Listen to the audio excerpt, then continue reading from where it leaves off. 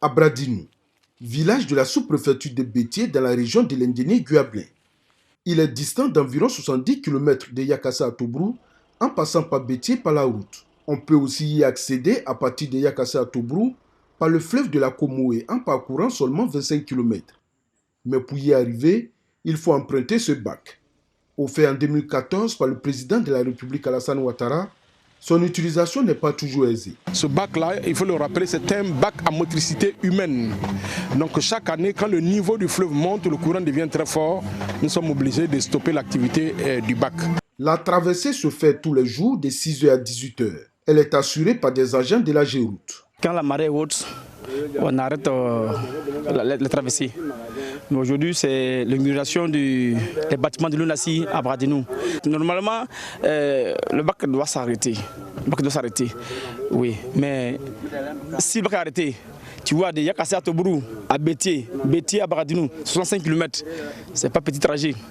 Donc on a fait un effort pour faire plaisir en tout cas aux autorités qui viennent. Bien qu'il rende service aux populations de cette localité, ce bac leur cause cependant d'énormes désagréments. Venu à Bradinou pour une cérémonie de remise de logement aux agents de santé du dispensaire du village, la directrice exécutive de la fondation l'UNASI a fait l'expérience.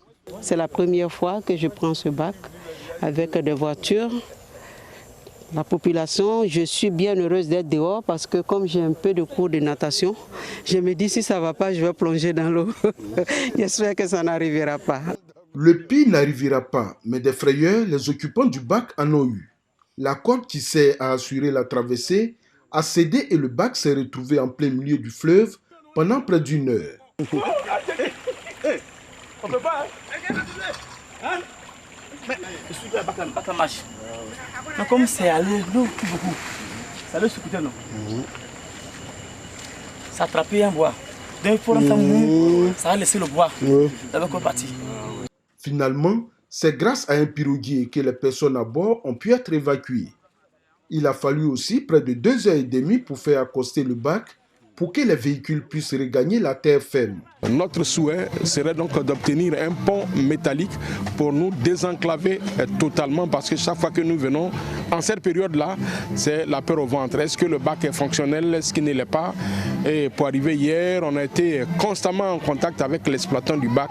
C'était difficile. Il faut entre 5 à 7 minutes pour rallier les deux rives distantes d'environ 200 mètres.